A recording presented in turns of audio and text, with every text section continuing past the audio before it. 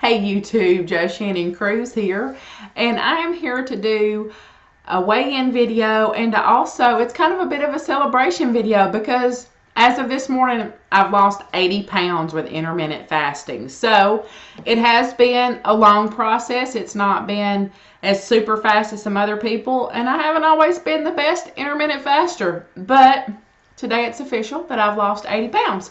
So if you like the information in the video, please hit the subscribe button and give me a thumbs up so I know that you guys are liking how things are going for me. And if you have any questions or comments, please put those in the comments down below. And I always try to get back to you all as soon as possible. So let's talk about 80 pounds. So as you saw, I'm going to put pictures at the beginning. So you saw at the beginning, there's a big difference in my face. I was this big moon face, and now not so much. So to say that I'm excited is, it's a bit of an understatement. I didn't really ever think that I could lose the weight and continue to maintain it, because while I am still on the process, I'm still on the process. So it's been a year almost since I started, and I know that there are a lot of people that have done this a lot faster, and kudos to them. I'm proud for them. I ain't taking that away from you. Trust me. It's just not how that's worked for me.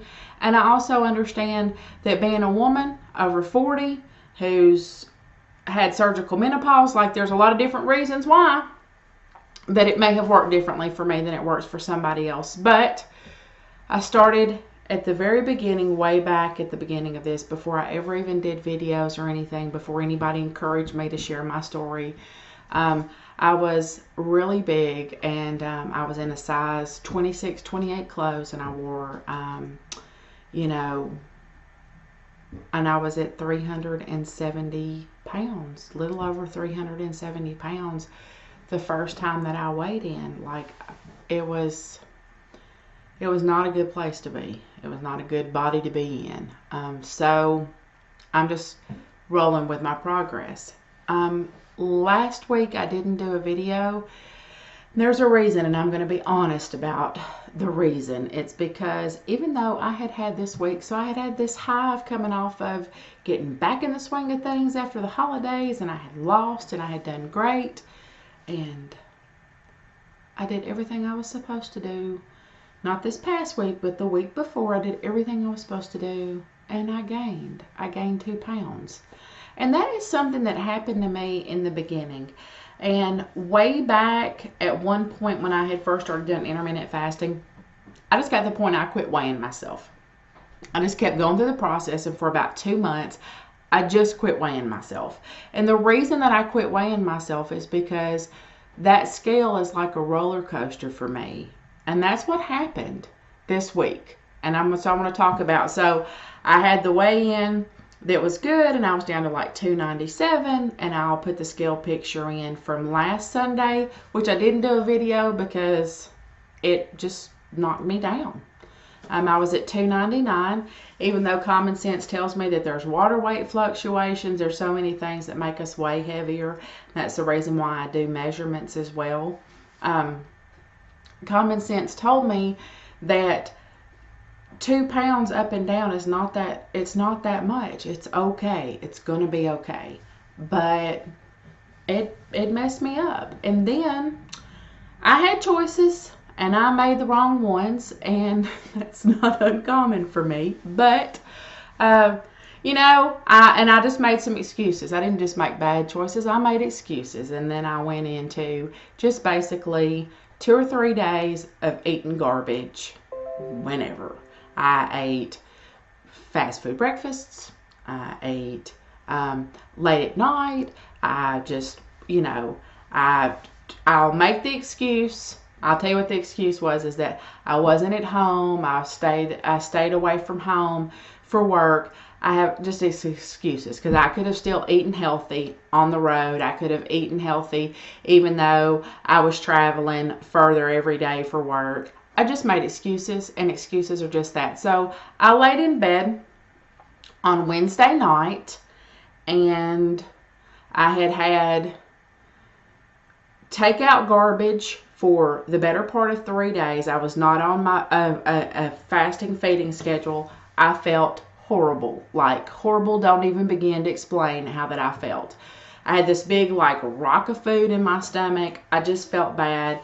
And I just thought to myself, why do you do this? Why do you keep doing this? And there's a whole nother story behind that, which obviously, if somebody has ever been 370 pounds, they have a weird, wacko relationship with food, and I obviously have. And emotional eating and stress eating are all part of the things that intermittent fasting has helped me with. That doesn't mean that I won't ever backslide. I did. So I moved on. The way that I moved on this week was I decided I would take kind of a reset, and I would do like maybe a 36 or 40-hour fast, like, that I was just going to take 24 hours and beyond. So really, I think what I thought I was looking at doing was about 36 hours. I just let my body tell me what it wanted to do. And I ended up going through Saturday. So from dinner Wednesday night through lunchtime Saturday, 66 hours was how long that I ended up fasting. It didn't hurt me. I'm still fine. So I do think that that helped contribute to my weight loss this week.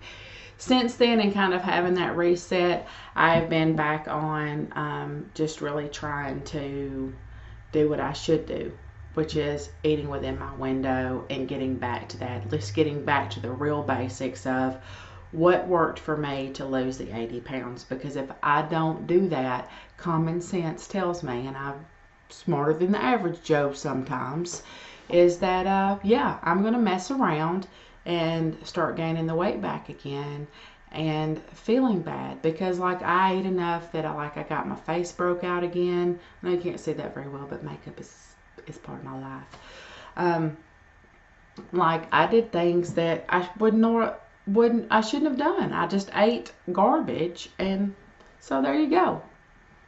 And I'm not against indulging sometimes and having things that I like, but when I did no meal preparation, then anybody who knows me knows that like packing my lunch, and I've done that for years, and I didn't do that any day for like 3 or 4 days. Like I just didn't. So the 66-hour fast definitely helped me that I felt much better. And I broke that with a salad and some chicken. I know a lot of people say how you're supposed to break a fast is with broth and with this and with that. And I think maybe if you've been on a fast for 10 or 12 or 15 or 40 days, that maybe you should. I don't know. I let my body tell me what it wants. And the other thing about it is I think my ancestors, whenever they would go periods of time where there wasn't food for them to eat, they didn't make bone broth. They ate the first thing they found. They ate it and they liked it. And I don't think you have to do all of this ease it into as long as you're sensible and you don't overeat. So I broke my fast with some chicken and a salad, and that was what I had. Of course, salad is a big thing with me. I've already talked about that before. I'm not going to go into that again. And then, so that was yesterday, and then today I had a big meal with like cabbage slaw, because I'm all on about the cabbage thing here lately, like slaws, but with different kind of dressings, like barbecue or lime juice, just different things, different flavors. I've been experimenting with that a little bit. Cabbage is better nowadays than lettuce, with it being cold wintertime here, and it's going to get colder even still, like the Arctic blast is coming. So I had that, and then today I had Brussels sprouts. I love Brussels sprouts. I think they're so yummy. I really like Brussels sprouts with like cheese and bacon, but I didn't do that today. I just had regular Brussels sprouts with some little bit of olive oil and salt and pepper. And I had some smoked tuna. No, I did not smoke the tuna. It was pre-made, pre-packaged, but it was what kind of hit the spot today. And then that's kind of how that my last couple days have gone, is that shorter eating window. And then I've had some yogurt. I really like yogurt, and I'm all about this yogurt now that's got like it's the wee yogurt. It's in the little glass jars. It's Reminds me of yogurt when it's like actually made from whole raw milk, which is not something we can get in the U.S., but before, when I've traveled outside of the country, that is something that you can find, is actual yogurt that's made with whole raw milk and putting the active cultures in there and letting them do what they do. And so that yogurt reminds me of that. Of course, I know it's not the same. It just kind of has that same thick consistency. So I enjoy it. So that's all. I'm a connoisseur of yogurt. You didn't know. So that's all I'll talk about yogurt today. I know that what you tuned in for was to see the weigh-in, so without further ado, I'll go ahead and cut to that. Thank y'all so much for listening and just sticking with me and supporting me, and the thumbs up that you guys give me. It really does help a whole lot. And check out my weight this week. Have a good one.